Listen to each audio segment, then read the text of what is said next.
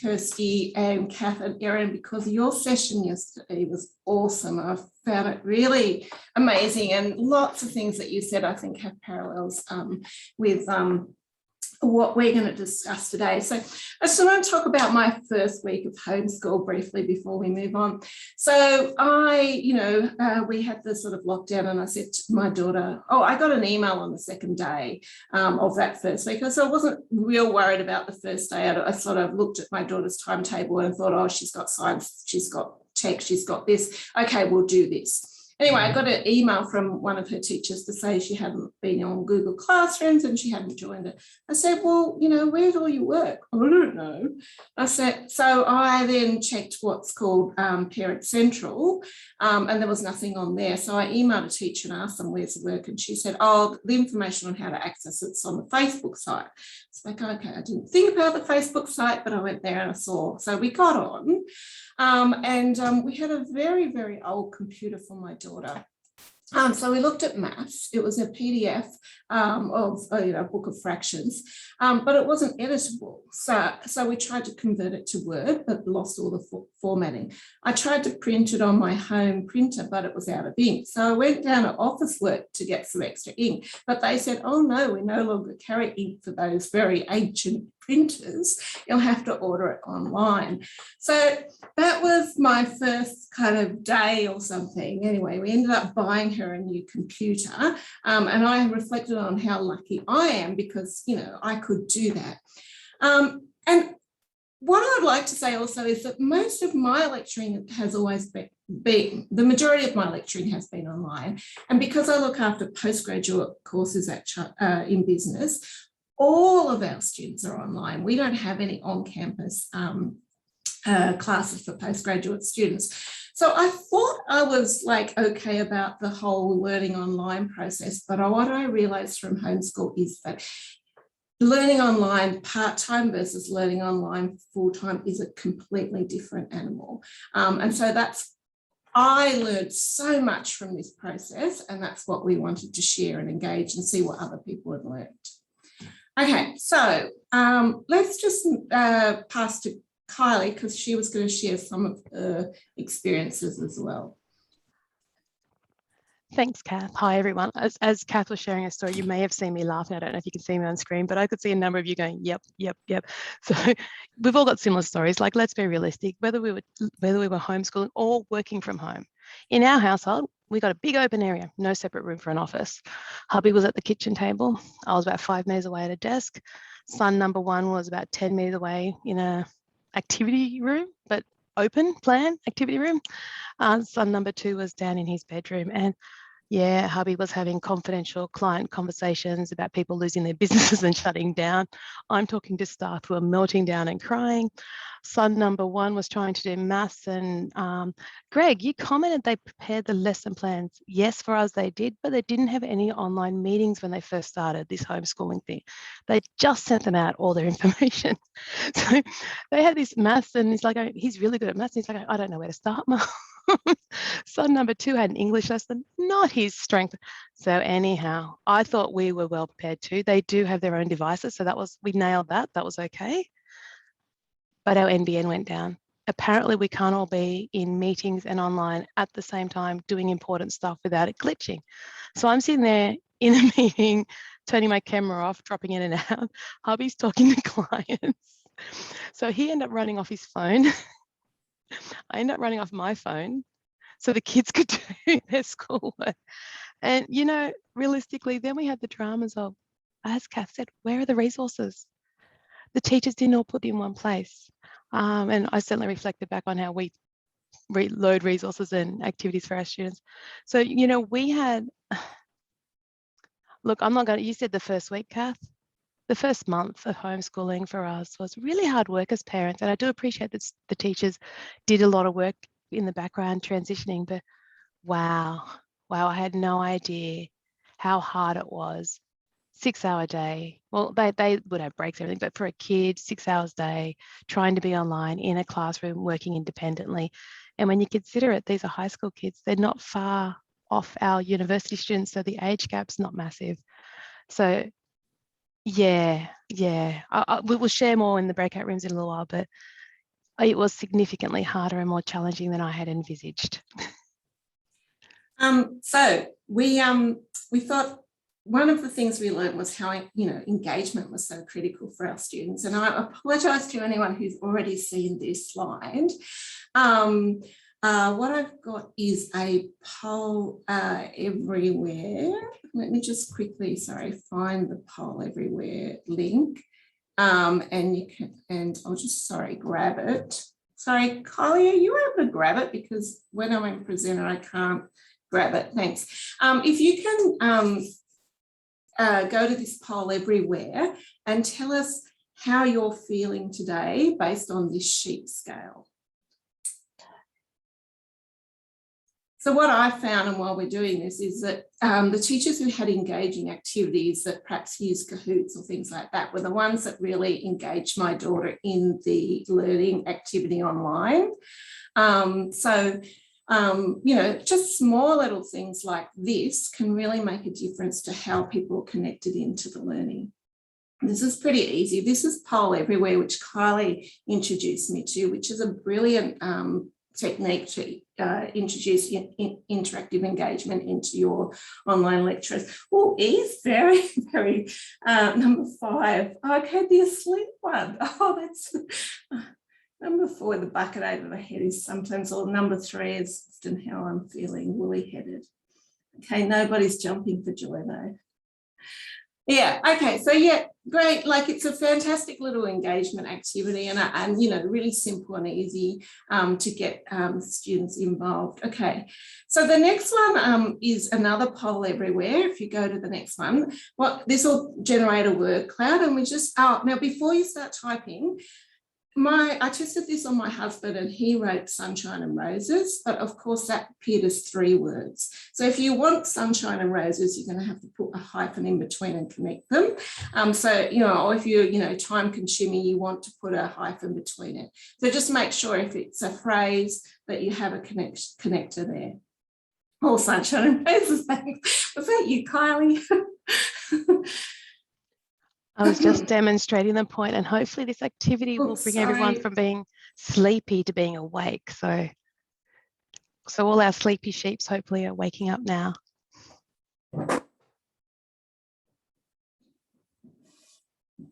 You can put in 3 responses, I think, or maybe it's 6. I can't remember how many we limited it to. Oh, self-sufficient. That's an interesting one. Oh, disappointing. Okay. Constant, exhausting. Yeah, I've seen a lot of really negative words here, or words that sort of like showing the emotion of, the whole experience.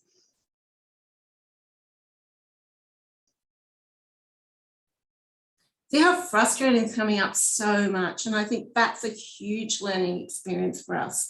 Making it simple, clear, and challenging, making it simple, clear and easy is really, really critical to make the process more engaging and enjoyable for people in that whole online experience.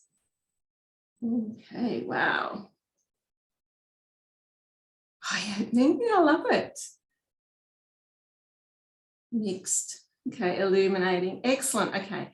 I think it's stopped moving, so perhaps everybody's had enough time to put in what they wanted to contribute. Does anybody want to comment on that?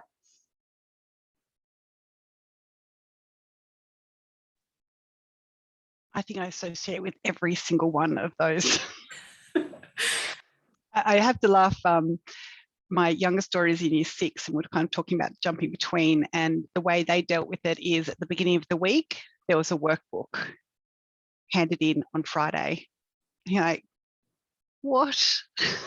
And one of them I sat through and went through all the links this teacher had given.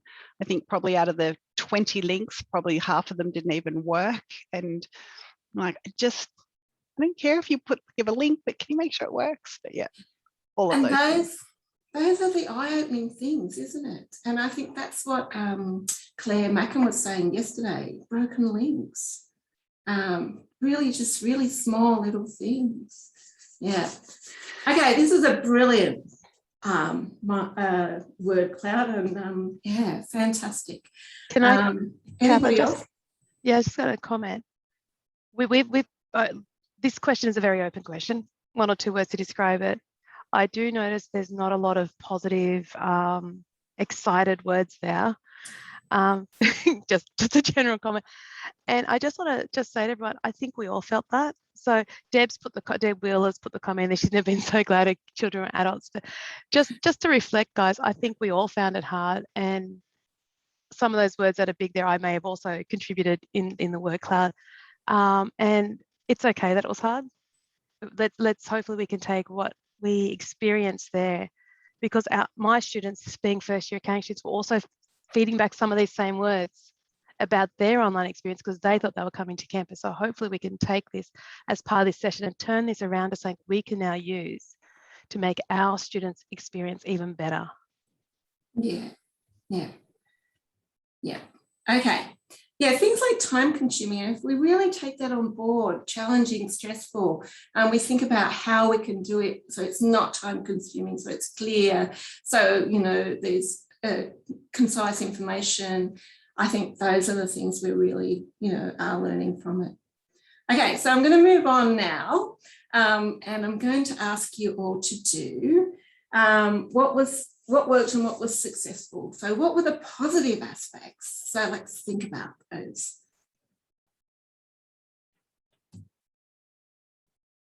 And for those of you who might have just joined, just when you're doing a word cloud, if you want things like time consuming to appear as one word and not 2 separate words, you need to put a hyphen between, just like this person, short classes online. Perfect.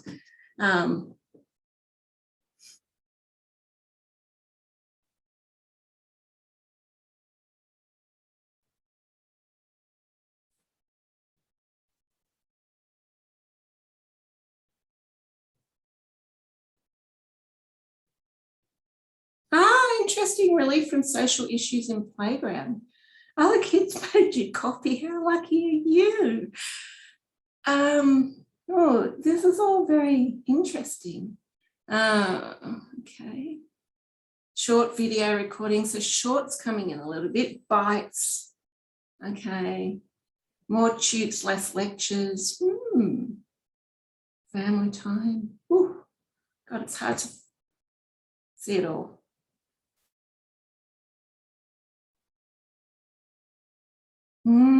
I applaud the using recyclables creatively.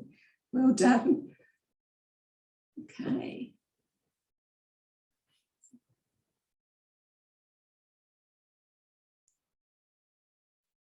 Kids made me coffee is a good one there, Kath. I know. I want those children to come to my place and teach my daughter.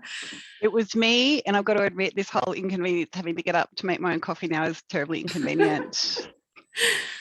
Okay. Oh my goodness. Look at it all. Peer interaction opportunities, helping, lots of family stuff, self-care, breakout rooms, flexibility. I think flexibility, absolutely. Letting some things go, more playtime.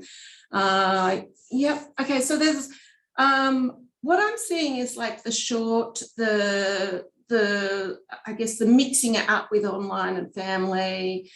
So obviously that's something that we can think about is, how do we do that and encourage our students to do that, to make it sort of like part and parcel of their family, not to get overwhelmed and totally immersed in the online experience, and to kind of like have those breaks and, do it at their own pace and things like that. Yeah, excellent. Anybody want to talk about those? Anything come out that's surprising to them? I think one of the most positive things for us, if I can jump in for a second, was really rethinking how we did things. So my son is only in year 3, so he was quite young. So trying to do things independently was a real challenge when mum was constantly on Zoom. So in the end, I'm lucky enough to have a father who was a teacher, and he came down with push bikes, and they actually reworked the lesson that had been provided by the school into something they could do while they were out on the push bike every day. So they would go out and do something interactive while they were out on the push bike. So we could still tick off that box that we'd done maths, but it was being delivered in a way that he didn't feel like this was another task, begrudging task he had to do. And just that rethinking how he engaged with the task really worked for us. I love that, Alice. That's such a great learning. And if I share my own experience, my daughter was doing, she was doing forces, so magnetism, gravity, push, pull, that sort of thing. And they had to submit something, and they could choose how they submitted it, like on their, to show their understanding of those forces. So she did like a little video with the dog pulling her, or, you know, like jumping down. And it was just that flexibility to do something creating and different than writing in a book. I think that I thought, oh, this is so interesting, that a bit, you know, it's a different approach to being able to submit your work and create your work and do your work. So there were some really positive aspects out of that, where, you know, students could take it to a different and do it differently. And well done to you and your partner for being able to see that leap, and being able to understand that the lesson could be experienced in a different way. Anybody else? I think it was really interesting watching over a period of time that when it first happened, I just don't know that the teachers really, I don't know that they necessarily understood how to use Zoom or all of the facilities. And I think it actually got easier over time. By the time it was starting to finish up, Jill, who's in high school, they're doing breakout rooms with their friends, working on maths problems, and all of those, like Kath, as you've just said, all those written assessments had kind of dropped off, and Jill's running around with a phone, taking videos of things and recording herself playing the guitar. And I just think it took a while for them to adapt over. I think we're all quite used to using breakout rooms and lots of different kind of interactive kind of things, but I don't know that they hadn't really ever had to kind of think maybe that way. So it was really quite interesting that I think it was getting much better, particularly for Jill, who's in high school, by the end of it. Nat, I don't think primary school changed at all. But yeah, high school, certainly for Jill, it got a lot more, you know, broken down, small tasks, fun tasks. Yeah. Yeah, absolutely. I agree. I saw a huge growth in the teachers from the beginning to the end. Lucy wants to join the conversation. And apologies, I was really late. I'm just picking up on what Catherine's just said there, because I mean, my kids are at the younger end, year 1, year 3. But I honestly look at what they experienced and the learning portfolio that they now have from kindergarten. Do you know what I mean? And yeah, it is just extraordinary. But I wonder, you know, Catherine, you were talking about the change in the types of activities and the way that your kids were completing their learning. You know, what can we take from that in higher education? Because I'm not going to lie, the ways we assess our students are still pretty damn boring. Exactly, and that's where we're moving to, Lucy. You know, like because our children are using technology really differently, we have to think about those students coming on to university into 1, 2, 3, 4 years' time, and what will they be expecting to do with us? Yeah, well, Lucy, it's interesting you said that, because I'm teaching marketing over summer, and I've actually ditched a whole report, and it's just become an interactive oral now. Yay. And so I'm just like, and also because it's marketing, and actually there's actually very few marketing students in that subject. There's lots of business studies, but we've got equine science and podiatry. None of these people are going to be sitting doing lengthy marketing reports in their future career, but the ability to actually sit and have a conversation with the person who owns the business they're working for, or those conversation skills and those communication skills and their ability to demonstrate and explain their knowledge seems to be so much more relevant than be able to put together another lengthy report. Not to say they still have to put a report in at the end, they didn't get out of it completely, but I'm really looking forward to it. The first assessment is literally them taking their iPhone and doing a selfie of no more than 2 minutes, talking about their favorite product, which is what the rest of the assessments are on. I'm like, well, do we need a written assessment for them to talk about how passionate they are about their product? Because wouldn't we get a much better sense of that from listening to them than writing about it? So I'm really loving changing some of this, plus not to mention there is that huge bonus of the marking becomes extraordinarily more interesting and not so overwhelming. You actually get to talk to somebody. And your academic integrity issues, do you know what I mean? Start to fade away and all sorts of things. I don't know. I think we can have so much fun with it. I think you've hit on a really good point, a really important point though, Lucy. A little bit of history is that in the middle of last year, I was meant to be going to a conference over in Padua, which, as I think people would know, was the centre of COVID outbreaks in Italy, or one of the major centres. One of the presentations that had been prepared, I'd done with my wife. And what we were looking at was the changes in assessment styles from HSC students through to what they then experience in first year university. And, you know, my wife looks at some of the assessments that we do or that we inflict on our first year students, and she just shakes her head and she said, well, you know, what are you actually expecting them to have learned from that? How is that assessment contributing to their learning? You know, how is it focusing them on anything new? And in fact, it's a backward step going from year 12, year 11, year 12 to first year university. Hopefully the preparation for the presentation won't be lost because we're hoping to present it at a conference next year. But, you know, all the same, I think that our assessment is going to have to change. And, you know, as has gone into the chat box from Erin, looking at, you know, McCrindle research around preparing for the future of work, when ever in work are students going to have to sit down and do an 80% exam with no resources to rely on? Yes. Yes. I love that argument because it's one of mine too, you know, and that's why, yeah, but I guess it's different for different disciplines. All right, I think we might move along to quickly just look at this one. In terms of your work from home or online school experience, what was less successful and what didn't work for your kids, or for your own personal experience in working from home?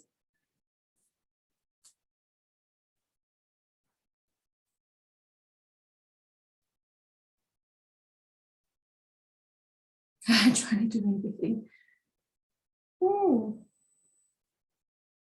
Is it half-hour sessions with kindergarten? Was that you as a parent or with the teacher? That was with the teacher. So that was quite disappointing because they literally had half an hour with her, and by the time she got them all settled, it was over. Oh, yes. We had a similar experience, Kerry, but it was half an hour 4 times over the entire lockdown period. So wow. That was the only face-to-face the kinders had. Yeah, scary, isn't it? And then the rest of their stuff was online, which, you know, for my kids, I got 3 under 7 and limited screen time over their lives. They've had a little bit, of course, but, you know, to then say to a 5-year-old, independently do all this work that's been put online for you, big ask. We had printed out booklets, so no, not on the screen, just all printed out booklets. Yeah. And Lucy's put the digital divide, and I was really conscious of that because my daughter has a friend who is neither parent works. It's, you know, like a family that really does need a lot of support. And they've got 4 kids, and I was thinking, oh my God, how are they going? And, you know, like I was able to go and buy this computer to be able to access the software, but they were probably doing a lot of their learning from mobile devices, you know, and all of that accessibility and everything. So, yeah. It's such a good point. I mean, my sister is a teacher in far northern, a remote part of New South Wales, and you know, they did just resort to, you know, printing a book pack and handing it to the students because they knew that their students had no access to the internet or no access to technology. You know, there wasn't a laptop in the house, let alone, oh, well, mum has to work on it. It just wasn't there. Yeah. And I just worry, I'm really worried that we already know that there's a massive gap between higher education achievement between rural and metro. I just feel like it's growing. We're not shrinking that gap at all. In addition to that, Lucy, I completely agree with that. But also, you know, so the parents themselves or whoever was caring for the children needed a certain level of literacy and understanding to be able to facilitate the work. So, you know, I know anecdotally in our community, tons of kids didn't do any work, any schoolwork or any learning during that period. And for us, that was like 3 months or more, which is just a huge gap in the learning for those children and who are already, you know, socially and economically disadvantaged. It's really concerning. You know, got a social work background. So for us, I worry about that. And I also worry about, you know, the social and emotional impacts for kids as well. Yeah. But I think there's such a disconnect between them. And Katrina, because I agree, obviously, lots of friends still at, you know, home where you are, but just it was quite clunky. And Kath, it was a bit like what you were saying, as in, here's a PDF, but you have to submit it on Google Classrooms, but it's not fillable. So for those people who didn't have the technology, you could get the book printed out. But if you got the book printed out, you still had to go online to get some information. So there was no that broader picture of I don't know, it was really clunky. Yeah. And I think that's what inconsistency too between one person doing Zoom and another using Teams, and, you know, where they put resources, which is what Kylie was saying. Oh my God. Well, our students find that with our teaching at uni. I mean, they, you know, how we all structure our Interact 2 pages is completely different, whether we have embedded links or we have a PDF hidden somewhere. So I think there is lots of learning through seeing our own, you know, families and communities struggle with it. Absolutely. Absolutely. All right. I noticed. Okay. Kath, may I say one thing before we jump on? Sorry. Yeah. I was just going to say, even here in Port, I noticed a massive difference between the schools. Because when we first moved here, I couldn't get the kids into the school I wanted. So we've been to several schools here. The school I went to initially very low socioeconomic. It was printed workbooks. They were picked up by the parents on Monday. They were returned on Friday. The return rate was 20%. Ooh. So for the months that we were in lockdown or homeschooling, that makes 80% of the kids, that's K to 6. I didn't get the breakdown by year. That's 80% of the kids who didn't do their work or didn't hand in. They may have done it. And knowing the parents that I had the opportunity to come across there who would often be turning up drunk and without shoes on, it was a very low socioeconomic, quite a rough school compared to the one they're currently at. I look at those kids and go, that's a lot to catch up on. That's a lot for those teachers to be catching up on with them. So I think in terms of us in the long term, as the university, that social divide is going to actually get bigger, and it's going to take a lot of work to reverse. Yeah. I know we've moved on to what didn't work, but if I can just quickly go back to what did work for a second. My kids are also very young and at a school with a very diverse population. And one thing they did do really well was they had one online session per day where they just did a Kahoot. And it was about social engagement and getting the kids to see each other and chat. And we had just a welfare call from his teacher once a week, where she would just check in with us as a family to say, how are you going? How can I help you? And at one point I said, we're not going. I'm going to be frank with you. And she said, okay, well, stop doing all of the work we've given you. I don't want him to do any more of that. Just pick one topic he really loves and do that for the next 2 weeks. Hand it in however he wants. So their responsiveness I was really impressed. Yeah. That's a lovely story, I think. Yeah. You know, and I also would reaffirm that, Alice, that the subjects where I felt the teachers were doing really well where they used engaging techniques like the Kahoot, and the music teacher was amazing for my daughter. He'd play something, they had a Kahoot going, they had to do a multiple choice, answer. They were so engaged, and that it was really reinforcing whatever the lesson was. So the pedagogy was excellent. They had learning outcomes, and you saw that. And the difference between that and the math teacher who sent an email and the PDF book saying, do pages 5 to 7 on Monday, 8 to 12 on Tuesday. And really didn't do anything. And when she did actually move on to having classes that online on Zoom, she just said, are you having any problems? All the kids said no. And that was pretty much the lesson. And you just think, oh my goodness. So it really brought home to us like about the technology. It had to be integrated, the delivery had to be well done, and everything. You had to really think about what you were doing in the online environment much more strongly. I think sometimes that also represents the student's university experience. They will kind of go from one subject where it is engaging and interactive and just so amazing, and then they jump to one, and it doesn't even have to be terrible, but once you've experienced something really good, it makes something a little bit ordinary seem really, really ordinary. Absolutely. All right, well, what I might do is we'll move to the next one, which is a breakout session. Carly set up a Google Sheet, which if somebody could take ownership of and fill in for each of the breakout groups. So we're going to address these questions. So we've addressed some of it already. How does it correlate with delivery to our students? What can we apply to our own online classrooms? What considerations do we need to give to students from different demographics? What pedagogical approaches are most effective and why? And what are the implications for future university students? We kind of touched on all of those, but I guess I've probably been dominating the conversation. And so hopefully the Google Sheet and the breakout rooms will give everybody a chance to contribute. Carly, would you mind doing the magic in terms of the breakout room? You need to keep talking for about another 30 seconds and the magic shall occur. Okay, all right, thanks very much. Maybe there's just quickly if there's any questions about that in the meantime, while you're still waiting to go into breakout rooms. Okay, excellent. Thank you, Kirsty, for that feedback. Yes, we did learn from our homeschool experience, yeah. And also I've been in breakout rooms where we're like, where are the questions? So, yeah. Okay. I'm about to hit the magic button, guys. Excellent. We'll see you in how long are we going to give them? I'd say 10 minutes. 10? Because, yeah, then we'll come back. Yeah. Have fun.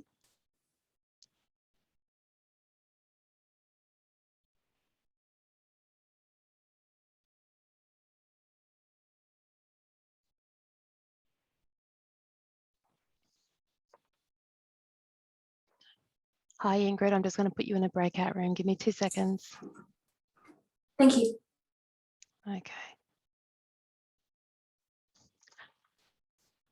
I love it. People dropped out, Greg, after I started doing breakout rooms.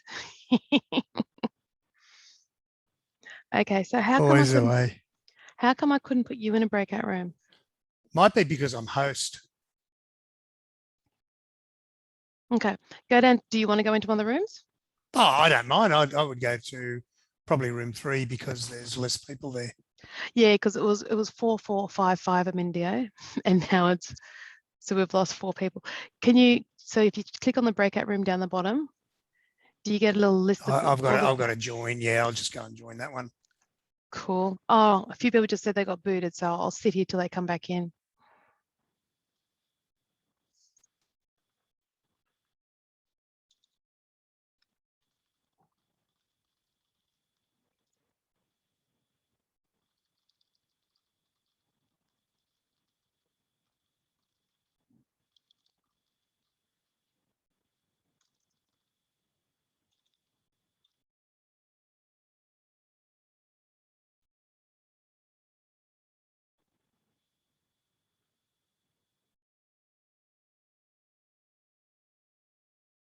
I say that's one thing I've really learned from homeschool is that there are a myriad of reasons why people don't have cameras on.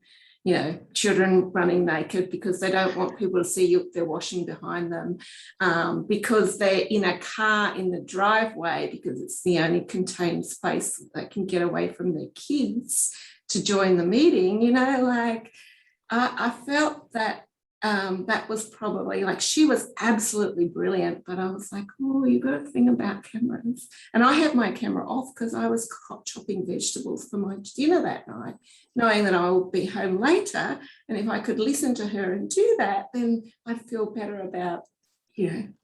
Kath, there was a really interesting email exchange when because I was acting PVC at the time, between a number of DVCs around whether institutions had policies regarding camera use. We don't, and indeed we were consistent. No one did.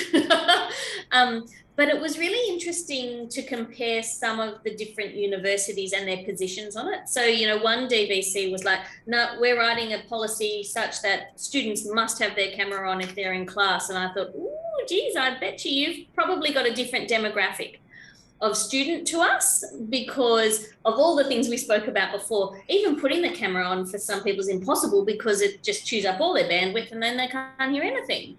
It's just not black and white. None of this stuff is black and white, is it? Like you just, well, particularly for us, it might be a bit simpler for some institutions, but it's not easy for us. And I would never like to see us write a policy that says if a student's attending class, they have to have their camera on. Does not seem like inclusive behaviour to me. There's a real fatigability from having cameras on 24/7 when you're engaging, and I think there's got to be a space to go, well, yes, there's different levels of engagement. You know, people switch off at certain times, and that should be encouraged to go, well, you can't be doing 110%, 6 hours a day, and it doesn't mean that you're not engaging if you're having a bit of a down moment and refreshing. I also think it was about respect. The subjects.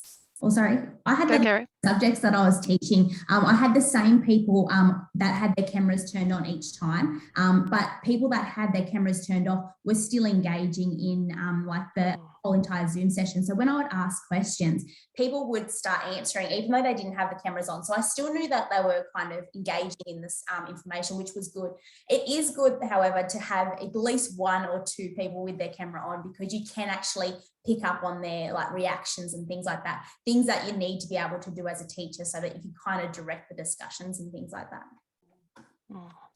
And we found that, we did the presentation yesterday on our COVID workshops that we developed. And part of the reason we started developing that was because we were noticing more and more students weren't turning their cameras on, and their engagement, they were still engaging in the chat, but the cameras were off because that fatigue of constantly being on show all the time. So that's actually part of the reason why we started to think about, well, people are demonstrating to us, even in our little workshops, that they are struggling. So I think that's a real point.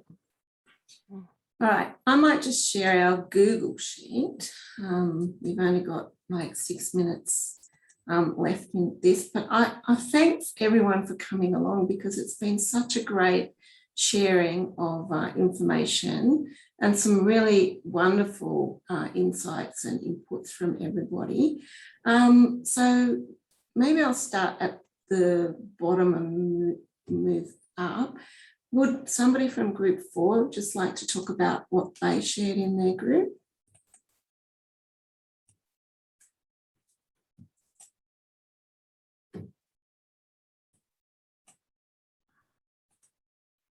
Wow, the silence is definitely, come on guys. I was in group 4, so I'll go. The discussion was awesome, and we just did a whole breadth and width of lots of things. What we did talk about though was that one-on-one check-in if possible, and we did write if possible there, because people with bigger cohorts, obviously that becomes more difficult, whether that be through a one-on-one check-in in a breakout room during a class, so you just step aside, or whether it's the ability to phone the students once or twice during the session to really say how you're going, what's happening, where's your pressure points, etc. Clarity and communication. So clear about how we want them to actually engage in an online meeting, because if they haven't done a Zoom before, 3 people can't be talking at once like you can in class. It can be side conversations, it's all gone. So clarity about how to actually engage in that online space, and also just building in longer times in breakout, so there is time for not only doing the task, but that social interaction and engagement and ability to liaise with each other. Yeah, great. Okay, shall we move to group 3? I'm happy to jump in here if needed. So we sort of spoke about the way in which it was different for every child. So depending on their age or their learning style, their disposition. And I think that was a really important thing for us that we need to remember about our student cohorts too. They're not homogenous, and we need to, make sure that our teaching approach reflects that. So whether that looks like Gregory suggested universal design for learning. So some of the things we talked about was presenting the same content in different ways, which I think many of us are already doing. So rather than saying you need to read all of the module and read all of the journal articles I've recommended, perhaps popping some podcast or some audio visual, watch a documentary, really catering to those different learning styles and abilities as well. We have a new appreciation for teachers, especially when there's different learning needs within the classroom. It can be really difficult to juggle those. And we were talking about sort of a primary context mostly as well. But even, in high school, there are a lot of different needs within students, and we need to recognise that for our own students as well, which I think maybe in terms of learning needs is something that we don't think about too much in higher education. We think about different learning styles, but perhaps not different needs, if there's a disability or something there as well. Clear guidelines are needed, clear specific tasks and timeframes were really helpful, and providing different resources, which we've sort of talked about already. And diversity was really core at what we talked about, I think, at the crux of it all. Thinking about diversity in terms of the cohorts that we teach. Thank you. Yeah, okay, so group 2. I'm happy to speak. I threw some notes in here. We had a great discussion. We talked about, even for those of us, and I would describe myself as pretty tech savvy, I can't tell you how irritating it was to have 15 different apps and just endless different things that just kind of kept getting thrown out. Once you've got a platform, you kind of should stick with it, rather than just throwing in Google Classroom for the hell of it, when the same task could be done on Seesaw, or just trying to keep it as simple as possible. We also spoke about communication, being very clear, the regular check-ins, the power of verbal feedback, particularly we were talking again mainly about primary age children, but my kids, and I think Christine made the same point, that she really loved receiving that verbal feedback from the teachers. A whole lot of nuance, you can pick up through verbal feedback that takes 1 minute versus, the teacher writing a whole page and you still don't really get the message the same way. And we know the power of feedback for our students. And I think it's something that, it would be nice to give our academics more time to focus on that engagement, connection and feedback to students, rather than the myriad of other administrative tasks that we seem to burden our staff with. So I'll leave it there. All right, so group 1 was the group I'm in, so I'll just be super quick because we're already over time. So just the need for clear, consistent information about what needs to be done, where to go, how to find it. Also considering how you're delivering your learning, so what ways are most appropriate. I think you have kind of addressed it all in your groups already, and more flexibility. And we predicted that students will be much more practical and hands-on and maybe more visual in the future in terms of their learning, because of the way they're learning in the online environment. So yeah, and lastly I want to say is that we haven't got ethics for it yet, but Kylie and I are talking about turning this into a subtle activity, using an auto-ethnographic approach, where we reflect on our own learnings and write it up as co-authors of the paper. So we'd love to have a couple more people join us, so that we've got a broad cross-section of people across the university. So if anybody is interested, please email either myself or Kylie. And on that note, because we're at 11:01, I'd like to thank and congratulate Kath and Kylie. I think this has been an absolutely fantastic session.